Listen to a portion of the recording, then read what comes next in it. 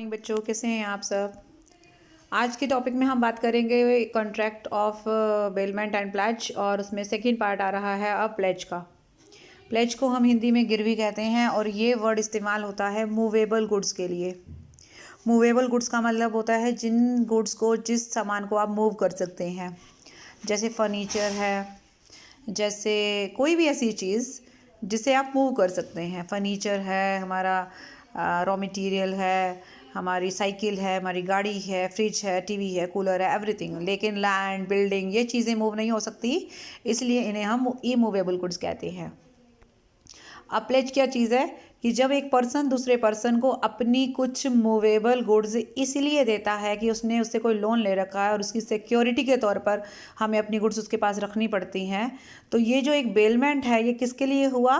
For debt, for a loan. We have bailed our goods with somebody else in order to get a loan, right. अगर आप किसी से उधार लेते हो तो बदले में आप अपनी कोई सिक्योरिटी के तौर पर एसेट, जिसे एसेट का मतलब यहाँ पर लैंड बिल्डिंग से नहीं है, एसेट का मतलब यहाँ पर मूवेबल गुड्स से है। सिक्योरिटी के तौर पर आप कोई ऐसी चीज़ रखते हैं, तो उस प्रोसेस को हम प्लेज कहेंगे। इसमें भी दो पक्षकार हैं, बेलर और बेली। यहाँ पर बेलर को हम कहेंगे प्लेजर और बेली को हम कहेंगे प्लेजी। और प्लेजर और प्लेजी का एक नाम और भी है, that is पॉनर and pony, right. पॉनर मतलब बेलर, यानी कि बेलर को पॉनर भी बोलेंगे और प्लेजर भी बोलेंगे, और बेली को पानी भी बोलेंगे और प्लेजी भी बोलेंगे, राइट। चलिए जी, एक मॉर्टगेज वर्ड भी आपने सुना है। तो अब अगर लैंड, बिल्डिंग जैसी इमूवेबल गुड्स को, इमूवेबल प्रॉपर्टी को हम किसी के पास गिरवी मतलब एज ए सिक्योरिटी के तौर पे रखते हैं, उसे हम गिरवी वर्ड यूज़ नहीं करते, उसके लिए हम बंधक यानी मॉर्टगेज वर्ड यूज़ करते हैं। हालांकि प्रैक्टिकली हम देखते हैं कि मैक्सिमम लोग उस वर्ड को भी गिरवी ही कहते हैं, बट लॉ की लैंग्वेज में या टेक्निकल लैंग्वेज में हम इसे मॉर्टगेज ही कहेंगे। ओके, तो मॉर्टगेज बिल्कुल अलग चीज़ है, क्योंकि वो इमूवेबल गुड्स का होता है और प्लेज मूवेबल गुड्स का होता है। नेक्स्ट चलेंगे हम इसके एसेंशियल्स यानी इसके फीचर्स पे। बेटा, कभी भी किसी भी टॉपिक को लेकर अगर एसेंशियल्स या फीचर्स या कैरेक्टरिस्टिक्स की बात आती है, तो हमें एक ही बात समझनी है कि हमें कोई पॉइंट नहीं भी ध्यान में आ रहा है तो उसमें कोई टेंशन लेने की ज़रूरत नहीं है। जितनी भी कॉन्सेप्ट आपका इसके बारे में अभी हमने डिस्कस किया, वही सारी इसकी कैरेक्टरिस्टिक्स हैं, अलग से कुछ बाहर से नहीं आनी है कैरेक्टरिस्टिक्स, ठीक है। तो कैरेक्टरिस्टिक्स क्या हुई? अपने आप में एक कॉन्ट्रैक्ट है ही, दो लोग हैं, दोनों के नाम बता दीजिए। एक पर्सन दूसरे पर्सन को क्या देता है? गुड्स देता है। कौन सी देता है? मूवेबल देता है। क्यों देता है? एज ए सिक्योरिटी देता है। किस चीज़ की सिक्योरिटी? लोन की सिक्योरिटी। हो गई आपकी सारी कैरेक्टरिस्टिक्स पूरी। और जब लोन उतर जाता है तो गुड्स आपको क्या करनी है? वापस लेनी है कि नहीं? और तब तक वो गुड्स को अपने पास रखेगा। तो ये कौन सा वाला बेलमेंट है? ये बेलमेंट फॉर सिक्योरिटी है, बेलमेंट फॉर लोन है। और किस चीज़ का है? ऑब्वियसली मूवेबल गुड्स का है। ये तो हमें पहले से ही पता है कि बेलमेंट हमेशा मूवेबल प्रॉपर्टी का ही होता है, मूवेबल गुड्स का ही होता है। ओके, तो हम एक एक करके फटाफट इसके कैरेक्टरिस्टिक्स पे जाते हैं। Pledge is only of movable goods हम कर चुके हैं।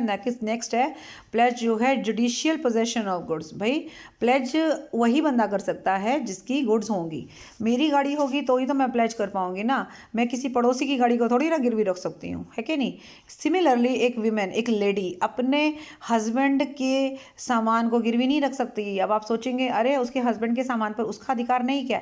डेफिनेटली बिल्कुल है, लेकिन लॉ नहीं कहता इस बात के लिए। वो कहता है कि भाई हस्बैंड अपनी चीज़ों को जो उसके नाम की हैं, राइट, जिसका वो लीगल ऑनर है, वो हस्बैंड ही कर सकता है उसको गिरवी, लेडी यानी उसकी वाइफ नहीं कर सकती है।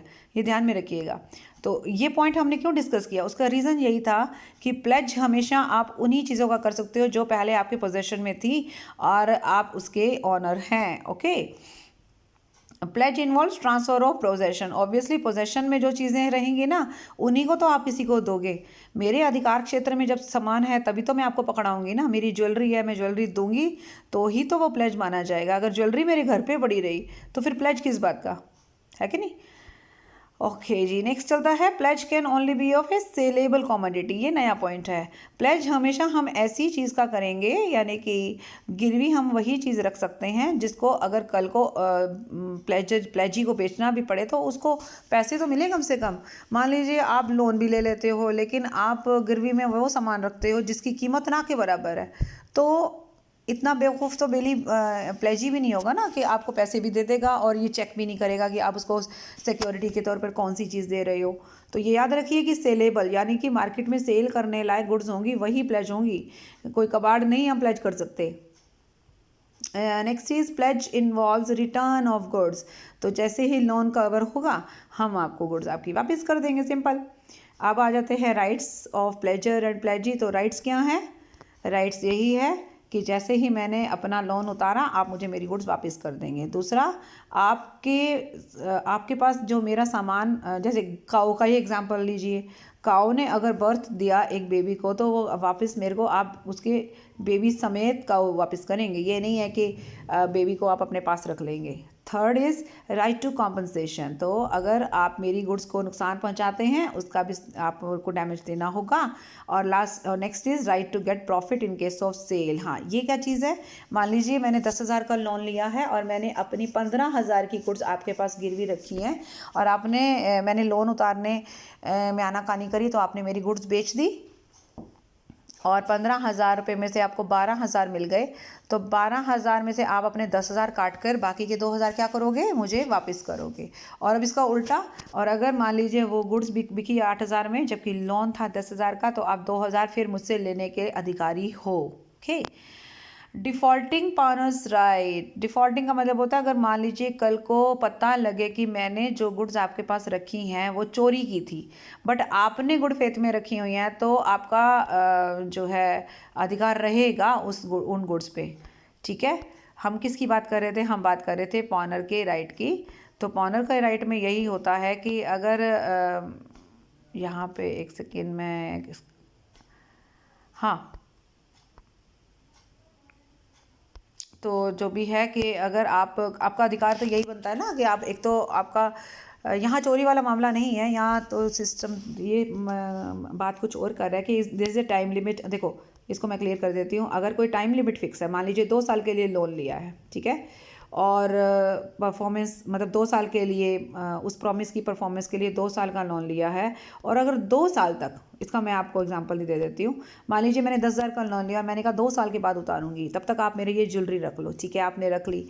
उसके बाद क्या हुआ कि आपने 2 साल वेट करी, मैंने पैसे नहीं दिए, आपने ज्वेलरी अभी बेची नहीं है, आप सोच रहे हो बेचने की, इतने ही में देर में मेरा जो है ना पैसों का अरेंजमेंट हो गया, और क्योंकि आपने ज्वेलरी बेची नहीं है इसलिए मैं आपके पास पैसे लेके चली गई।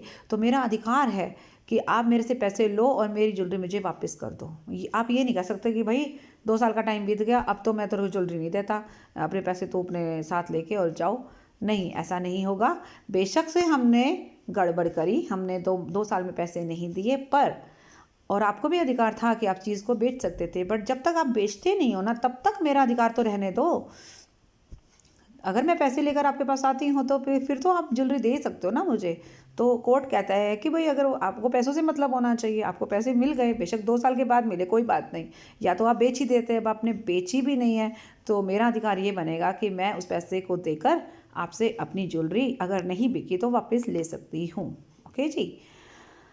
ओके जी, नेक्स्ट आ रहा है ड्यूटीज़ ऑफ पार्टनर एंड और प्लेजर। प्लेजर यानी कि अब हम, अभी तो मैंने अधिकार की बात करी, अब हम दायित्वों की बात करते हैं। मेरा सबसे पहला दायित्व यही है कि मैं अपना लोन उतार दूं। मेरा दूसरा दायित्व यही है कि जो वस्तुएं मैं आपके पास रख रही हूँ उसमें कोई डिफेक्ट है तो वो बताऊँ ताकि आपको कल को कोई नुकसान ना हो। मेरा तीसरा जो रिस्पॉन्सिबिलिटी है दैट इज़ कि अगर आपने मेरी वस्तुओं पर कोई खर्चा पानी किया है तो जब आप मेरे को लौटाओ तो मैं उस खर्चे पानी को भी पे करूँ।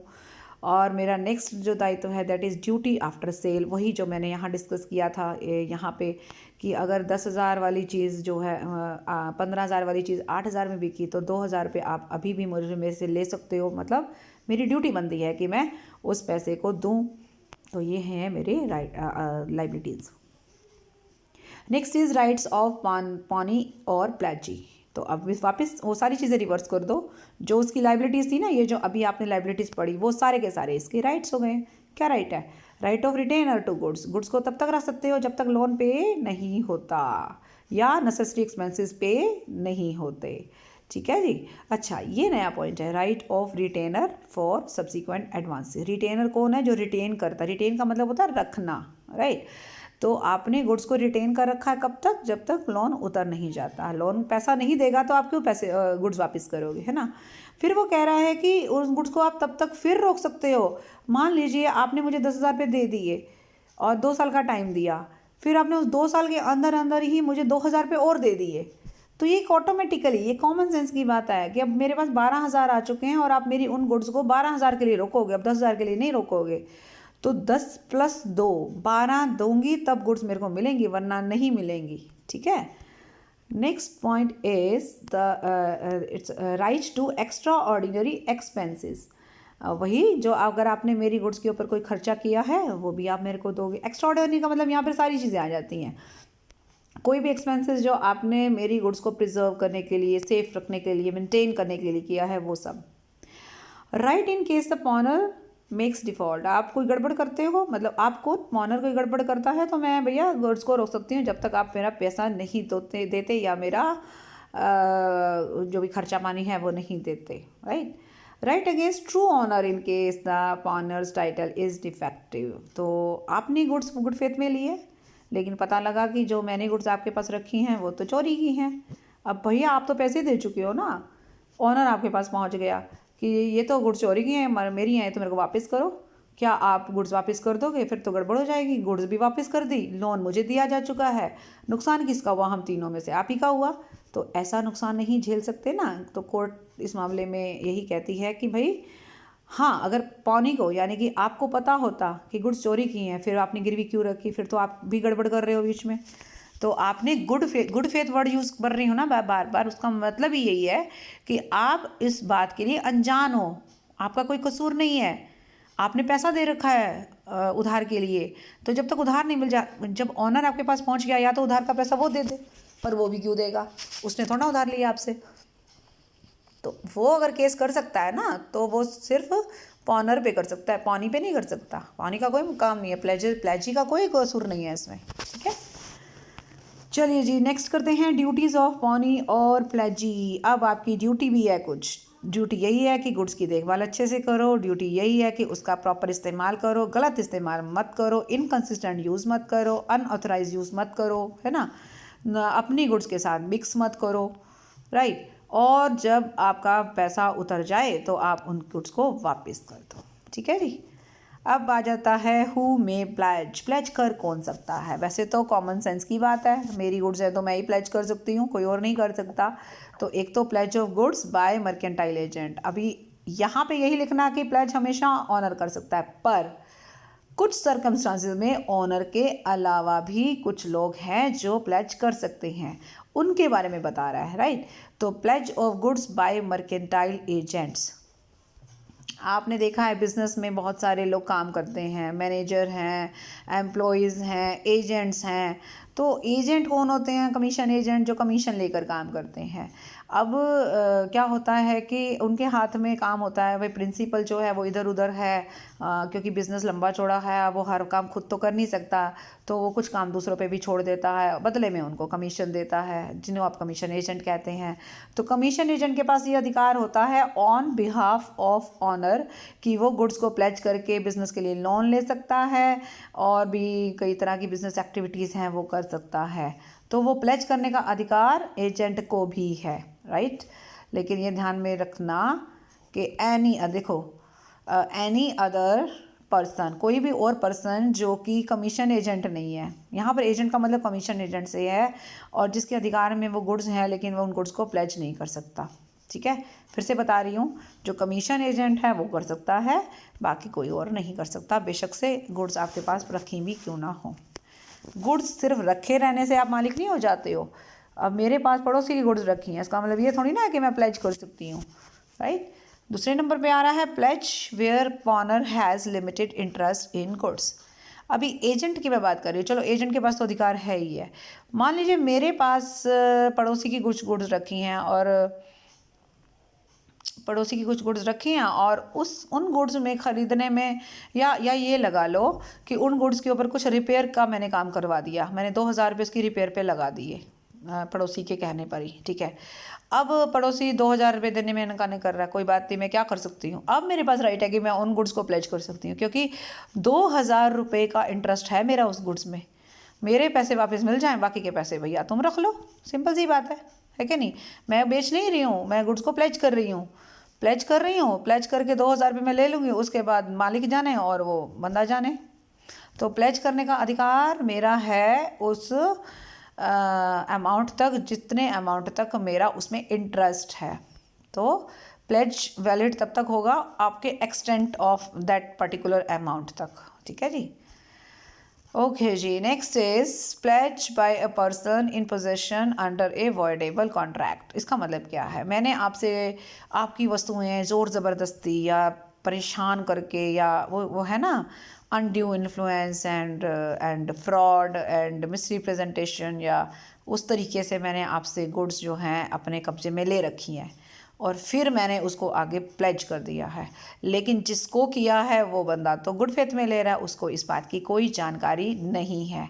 तो अगर उसको जानकारी नहीं है और प्लेज होने तक असली मालिक बाहर निकल कर नहीं आया, मतलब आपकी गुड्स को मैंने ज़बरदस्ती ले रखा है ना, और मैंने उसको आगे प्लेज कर दिया, तो हाँ, अगर तो प्लेज करने तक आप आ जाते हो भैया ये तो गुड्स मेरी हैं, फिर तो है बात ठीक, क्योंकि तब तो पता लग जाएगा ना कि भैया असली ओनर तो कोई और है। लेकिन प्लेज हो चुका और उसके बाद आप बाहर आए तो बात वही आ गई फिर यहाँ वाली कि भाई उसने तो गुड फेथ में ली हैं, अब आप उसके खिलाफ कुछ नहीं कर सकते, आप ज़्यादा से ज़्यादा मेरे खिलाफ एक्शन ले सकते हो, ठीक हो गया। नेक्स्ट इज प्लेज बाय को ओनर। तो को ओनर वो होते हैं जो एक प्रॉपर्टी के एक मतलब गुड्स के दो मालिक हैं, तो दोनों में से कोई भी प्लेज कर सकता है, वो आपस में उनकी अंडरस्टैंडिंग होनी चाहिए कि भाई उसकी कंसेंट होनी चाहिए, ठीक है। Next is pledge by a buyer in possession before sale. वैसे नॉर्मली देखा जाए कि आपने वस्तुएं खरीदी हैं पर अभी तक आपने पूरा पेमेंट नहीं किया है, आप बायर बन चुके हो बट पेमेंट नहीं किया है, लेकिन क्रेडिट पे भी तो लोग लेते हैं। मैं उधार पर एक टीवी लेके आया, मैंने आगे टीवी को गिरवी रख दिया, कोई दिक्कत नहीं, कर सकती हूँ, राइट। मैं सिर्फ देखने के बिहाफ पे टीवी लेके आई कि भैया 2 दिन मैं देखूंगी और अच्छा लगा तो खरीदूंगी, तब मैं नहीं कर सकती प्लेज। मैं बायर बन चुकी हूँ, मैंने हालांकि पेमेंट नहीं किया है, ठीक है, पूरा नहीं किया, उधार में किया है, क्या मैं उसको प्लेज कर सकती हूँ? मैं बिल्कुल प्लेज कर सकती हूँ। जैसे हायर परचेज में होता है, किस्तों में आप सामान लेते हो ना, और हायर परचेज में तो ये भी होता है कि ऑनरशिप का ट्रांसफ़र आपको तब होगा जब आखिरी किस्त दे दोगे। तो वैसे तो देखा जाए आप ऑनर बने ही नहीं हो, लेकिन फिर भी आप प्लेज कर सकते हो, ये ध्यान में रखिएगा, ठीक है। और ये बात भी ज़रूरी है कि जो पॉनी होगा या प्लेजी होगा उसने उन गुड्स को गुड फेथ में लिया है, ओके। चलिए जी, ये काम ख़त्म हुआ। नेक्स्ट चलते हैं right of bailor and bailee against third party. ये वही पॉइंट को फिर से बता रहे हैं कि अगर थर्ड पार्टी कोई ऐसा गड़बड़ करता है और आकर बेली को परेशान करता है, उसको गुड्स रखने नहीं देता, जबकि बेलर ही असली मालिक है, तो बेलर और बेली मिलकर या अलग अलग थर्ड पार्टी के अगेंस्ट एक्शन ले सकते हैं, और जो भी कॉम्पनसेशन मिलता है वो दोनों अपने अपने इंटरेस्ट के हिस्से में बांट भी सकते हैं, right. Next point is difference between plays and bailment. अब ना कुछ डिफरेंसेस आएंगे, कभी प्लेज बेलमेंट में, कभी प्लेज मॉर्टगेज में, तो ये कई बार आपके छोटे छोटे क्वेश्चंस बन जाते हैं। करते हैं चलिए इसको। प्लेज और बेलमेंट में क्या डिफरेंस है? प्लेज होता है मूवेबल गुड्स का, बेलमेंट भी मूवेबल का ही होता है, नई बात तो कुछ नहीं है, ये तो सिमिलरिटी है। लेकिन प्लेज हमेशा बेलमेंट फॉर सिक्योरिटी है, फॉर लोन है। बेलमेंट में तो बहुत सारे पर्पज़ हैं, सिक्योरिटी भी है, यूज़ भी है, रिपेयर भी है, और कह सकते हैं कि ग्रेट्यूशियस भी होता है। प्लेज में तो कोई ग्रेट्यूशियस वाला मामला नहीं है ना। ओके, नेक्स्ट इज प्लेज में पानी को राइट नहीं होता कि वो गुड्स को यूज़ कर सके, ये ध्यान में रखना। मैंने जो चीज़ें गिरवी रखी ना, मैंने मान लो ज्वेलरी गिरवी रखी, ये नहीं है कि आप पहन कर चलते बने अपनी वहाँ शादी वादी में और इधर उधर। No, you can't use my goods. But in bailment हम यूज़ करते हैं ना। मैं पड़ोसी की चेयर्स मांग के आई हूँ, खाए के लिए मांग के आई हूँ, सिर्फ मैंने डिस्प्ले थोड़ी ना करनी है, यूज़ ही तो करनी है ना। तो ऐसा नहीं है, यूज़ कर सकते हैं। प्लेज में क्या होता है, पानी के पास राइट होता है कि अगर लोन नहीं उतरा तो आप सेल कर सकते हो, ठीक है। बेली में सिर्फ जनरल लियन मतलब जनरल लियन या पर्टिकुलर लियन का राइट होता है, बेचने का राइट नहीं होता। हाँ, बेचने का राइट होता है, जैसे फाइंडर ऑफ गुड्स है, वो बेच सकता है। कब? अगर गुड्स का मालिक मिल ही नहीं रहा है और पेरिशेबल नेचर की गुड्स है, या और उसने 2/3 से ज़्यादा खर्चा कर दिया, in that case. Next is bailment is included in a pledge. Bailment pledge में इंक्लूडेड है ना, प्लेज में बेलमेंट आता है ना कि pledge is the bailment of goods for a particular loan. लेकिन बेलमेंट प्लेज में बेलमेंट में प्लेज नहीं आता है। प्लेज इन बेलमेंट में इंक्लूडेड नहीं है, लेकिन प्लेज में बेलमेंट इंक्लूडेड है। फिर से बता रही हूँ, प्लेज का मतलब होता है बेलमेंट फॉर लोन, लेकिन बेलमेंट तो बिल्कुल अलग चीज़ है, ठीक है। तो बेलमेंट थोड़ा सा स्कोप बड़ा है, प्लेज का स्कोप एकदम छोटा है। चलिए फिर आ जाते हैं प्लेज और लियन के केस में। प्लेज में तो हम कॉन्ट्रैक्ट करते हैं, ले जी मेरी गुड्स पकड़ और मुझे लोन दे। लियन में ऐसा थोड़ी ना होता है। लियन में तो गुड्स मेरे पास ऑलरेडी रखी हुई हैं और मैंने किसी पर्टिकुलर लोन के लिए आपका गुड्स को रोक लिया, तो it is based on statute, यानी लॉ पे बेस्ड है, और ये कॉन्ट्रैक्ट पे बेस्ड है। ओके फिर इसका इस्तेमाल लोन के लिए किया जाता है। इसका कोई पुराने डेट्स हैं, कोई पुराना खर्चा है जो आपने नहीं दिया, उसके लिए किया जाता है। इसमें क्या होता है, आप चीज़ों को बेच सकते हो अगर लोन पे नहीं किया। इसमें आप चीज़ों को वैसे नॉर्मली तो देखो बेच नहीं सकते हैं, रख ही सकते हो तब तक। हालांकि प्रैक्टिकली एक लिमिट होती है रखने की, उसके बाद कभी ना कभी तो आप भी क्या करोगे, उन गुड्स को बेचोगे ही सही। ज़रूरी नहीं है, बेच भी सकते हो, मतलब अकॉर्डिंग टू लॉ तो कह रहा है कि नहीं बेच सकते, बट प्रैक्टिकली एक लिमिट के बाद क्या होता है, हर आदमी क्या करता है कि अगर गुड्स उसके काम की नहीं है तो बेच बाच के अपना अपना खर्चा ही निकालेगा, है ना। आप इसको लिखोगे नहीं, आप सिर्फ एक सब समझाने के लिए मैंने ये पॉइंट बताया आपको। नेक्स्ट इज अगर पानी रिटर्न कर देता है गुड्स, एक सेकंड क्या है ये, इसका पॉइंट देखते हैं। टर्मिनेशन मतलब ये प्लेज कब ख़त्म होता है, या तो लोन उतर जाए या लोन के लिए मना करते, तो फिर वो गुड्स बेचेगा, बात ख़त्म, और अपना पैसा वसूल करेगा। और ये क्या है, लियन कब ख़त्म होता है, लियन तो तभी ख़त्म होता है कि आपने मेरा खर्चा दिया और अपनी गुड्स छुड़वा ली, या बिना खर्चा लिए अगर मैंने गुड्स आपको वापस कर दी तो लियन उसी दिन ख़त्म। Okay next difference is plays and mortgage में डिफरेंस। प्लेज मूवेबल का, मॉर्टगेज इमूवेबल का। प्लेज में फिजिकल ट्रांसफ़र होता है, ऑनरशिप नहीं दिया जाता है। मॉर्टगेज में ना ऑनरशिप भी कुछ सर्कमस्टांसेस में दे दिया जाता है, ध्यान रखना, ये थोड़ा सा जो है ना क्या नाम है, नया पॉइंट है। प्लेज में ऑनरशिप नहीं देना है, सिर्फ डिलीवरी ऑफ गुड्स दिया है। मॉर्टगेज में ऑनरशिप भी दिया जाता है, तो इसका मतलब मॉर्टगेज में आप चीज़ों को यूज़ कर सकते हो, प्लेज में आप यूज़ नहीं कर सकते, आप बेच सकते हो। You can't use but you can sell. Okay और प्लेज जो है वो ज़रूरी नहीं है रिटर्न में हो। मॉर्टगेज हमेशा रिटर्न भी होगा, दो गवाह होंगे, साइन भी होंगे, रजिस्टर्ड भी होगा, क्योंकि इमूवेबल प्रॉपर्टी का मामला है। और मॉर्टगेज में प्रॉपर्टी को आगे भी मॉर्टगेज कर सकता है, ये भी ध्यान में रखना। प्लेज में आगे प्लेज नहीं कर रहा, मॉर्टगेज में आगे मॉर्टगेज कर सकता है। मॉर्टगेज में एक से ज़्यादा लोन के लिए मॉर्टगेज किया जाता है, कभी कभी, कई बार मान लो 50 लाख की प्रॉपर्टी है और मैंने जो है मैंने 4 बंदों से लोन ले लिया उसी प्रॉपर्टी पर। पहला लोन आपसे लिया 20 लाख का, फिर एक बंदे से लिया 10 लाख का, फिर एक से लिया 5 लाख का। तो पहले पर्सन का फर्स्ट राइट हो गया 20 लाख वाले का, फिर सेकंड राइट हो गया 15 वाले का, और फिर 5 हो गया थर्ड वाले का। देखो एक ही प्रॉपर्टी को मैंने 3 लोगों को मॉर्टगेज कर रखा है। तो an item can be kept in pledge for only 1 loan, सिर्फ एक लोन के लिए, पर यहाँ पर एक से ज़्यादा लोन के लिए कर सकते हैं। पौनी जो है वो प्लेज को आगे नहीं कर सकता, लेकिन मॉर्टगेज में आप एक चीज़ को 2 बार भी मॉर्टगेज कर सकते हो, और मॉर्टगेजी जिसके पास आपने मॉर्टगेज रखा वो भी आगे और किसी लोन के लिए उसी चीज़ को फिर से मॉर्टगेज कर सकता है। पौनी के पास ये राइट है कि वो गुड्स को सेल कर सकता है, वो तो हम पहले भी बता चुके हैं। मॉर्टगेज जो है यूज़ नहीं कर सकता, मतलब ठीक है एज ए कस्टडी में तो है कि वो ये यूज़ नहीं करना, बट सेल कर सकता है और कई लोन्स के लिए भी यूज़ कर सकता है। लास्ट पॉइंट है पॉनर कैन नॉट इम्पोज एनी। पॉनर कहता है कि भाई कोई इंस्ट्रक्शन नहीं दे सकता कि गुड्स का क्या, क्योंकि इंस्ट्रक्शन पता कब दी जाती हैं, जब आप गुड्स का इस्तेमाल करते हो। जब आपको इस्तेमाल करने का अधिकार ही नहीं है तो गुड्स के लिए इंस्ट्रक्शन भी वो क्या देगा, है ना। लेकिन आप तो यहाँ इस्तेमाल कर रहे हो गुड्स का, इसलिए वो बताएगा कि भाई प्रॉपर्टी को ऐसे हम मतलब जब रिस्ट्रिक्शन लगा सकता है प्रॉपर्टी के लिए, जो प्रॉपर्टी मॉर्गेज की जाती है, ठीक है। तो that's all for this chapter. I hope आपने सारे पॉइंट्स अब क्लियर कर लिए होंगे। काफ़ी सारे डिफरेंसेस किए हैं हमने, और हमने ये बताया है प्लेज क्या है और मॉर्गेज क्या है, ये सारी चीज़ें। So that's all for this video. If there is any problem, be comfortable to contact me. Okay, bye bye and take care.